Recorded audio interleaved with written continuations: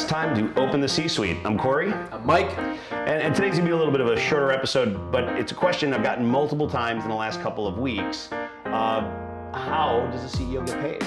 And these are people calling me that are new to a CEO role, get it for the first time. They're like, well, what do I expect? What should I be getting from the company? Start out with Mike. How did you get paid as a CEO? Well, for one, when my nascent career started when I was 21, 22, I would have been surprised if I was getting paid anything. So I'll be a little bit more nothing for a while. That happened. No, things did mature. Made a living. It's fine. I'll maybe ask you a few of the questions. But you actually had a few of our listeners reach out to you to talk. This wasn't in our queue of topics. No. So what were the questions you were getting? What are some initial thoughts? How much should I expect? The one that really gets me is, should I be the highest paid person in the company, right? And the first answer to that is typically no.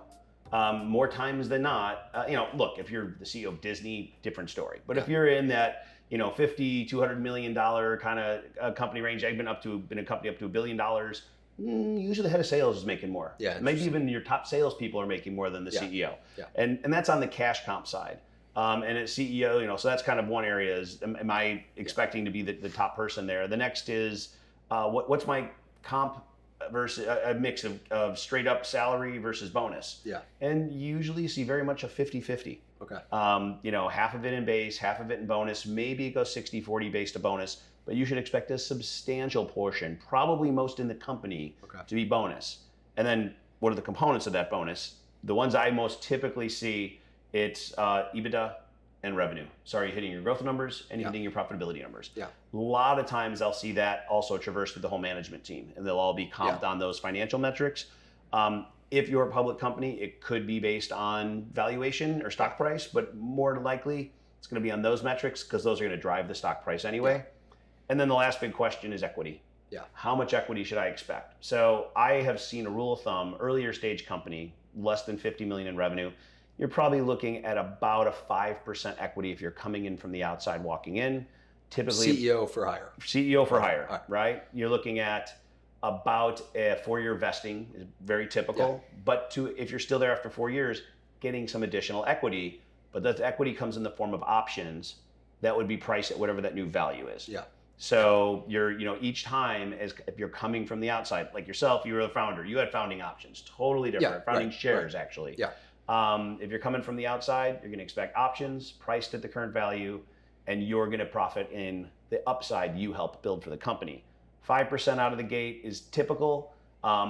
Could see a little bit more than that if it's a smaller company. Could see a little less than that if it's a larger, more established company and the risk profile is down.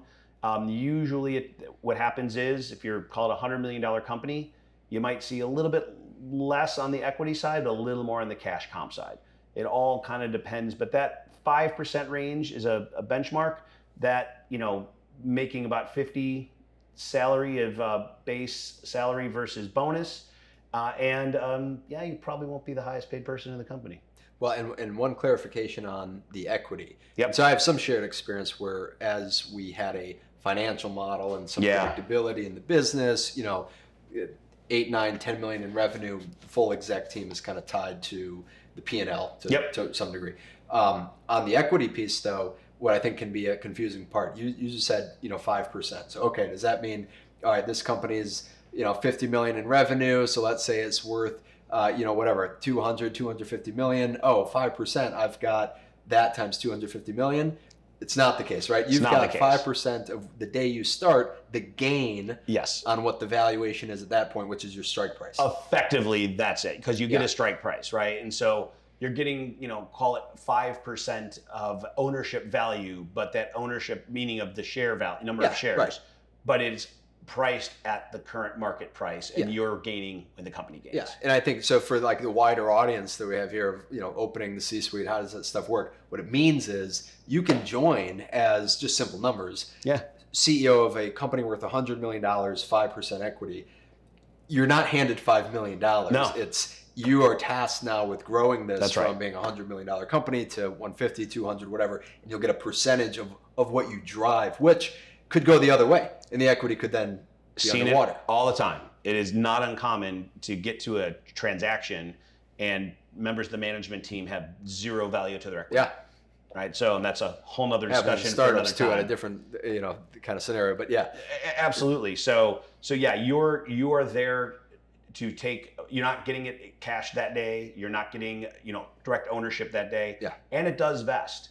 So you have to stay over the lifetime of the vesting, 4 years being typical. And it's also not unusual to see a first year before the first chunk vests and then going monthly after that. So that is a really big deal. Some people think you walk in the door, here's $5 million and you got it right away. No, you're there to earn the value of the upside, and you only get it if you spend the time there. Other big item is you typically do see acceleration on a transaction. So if we transact the business, then for sure your stock should all vest. Pause to clarify that word you just used. Yes. Acceleration means if you've got a 4-year vest period, you're 2 years in and the company sells, all 4 years vests. That's the acceleration. That's the typical, you typically see that. It is sometimes plays out as what's called a double trigger, which means it only vests if 2 things happen. You sell the company and you're let go as an executive. So that is sometimes in there, not uncommon, but really based on how the investors like to do that. You've got to figure out how to get fired to then get the Yeah. I have a great If you story. don't get fired, you're still getting compensated. I got a great story about an old friend of mine who our company we were with got acquired, and he had a double trigger, and so he went in there and began to talk about his illicit dealings with other things as way of getting him. Got him fired. He did a good job. But you got to get yourself fired. If you're younger in your career, maybe don't do that. Yeah, tactic, exactly. Depending on the reputation you're going for. Right. But what you're looking at is, will it accelerate on a transaction? How will it accelerate on a transaction? If I were negotiating, I would look for 100% acceleration on a transaction. And if they say it's a double trigger, that's not uncommon. That's okay. And last is a lot of it has to do with just what do the investors really want out of you? Are they do they really want you to drive the value of the equity, which is what they typically want, so they may over-index there? Are they more worried about profitability, so they're going to put more into your bonus? So don't be surprised if you see all of these variables moved around, and what you're reading through that is, what behavior are they trying to incent? Do they want me to get profitable and they're putting more bonus there? Do they really just worry about the top line value of the company? They're putting more of it there. Those are all the chips that they have to move around, and that's Well, two of the things that you said earlier, which are something of a theme here, and look, this can go all over the place, right? People can read an article on somebody's cash compensation being through the roof, all that happens, but there's this degree of skin in the game is sort of a theme that I think you just spoke to with. One, if the comp is over 50% bonus based on performance of the year, and then the equity that one isn't just handing you 5%, it's above a strike price, which can go lower. That's right. So there's this theme that it sounds like if it's done right, which as a board member, you've probably been on the comp committees of wanting it to be done right, there's this high degree of skin in the game for the CEO, which as a founder CEO, that's like all we know. That's right. Is that we come in with basically no compensation, all equity, it's all skin in the game. And it sounds like you're saying that if it's done right at the CEO hire, you try to emulate some degree. It's not quite the same as founder CEO, but some degree of that. Absolutely. No, absolutely the same. And to be honest, public companies, when I've been a public company exec, it was not that dissimilar. All of the gains that we really made, I made a really nice salary, did well, but the real gains were all in the stock options.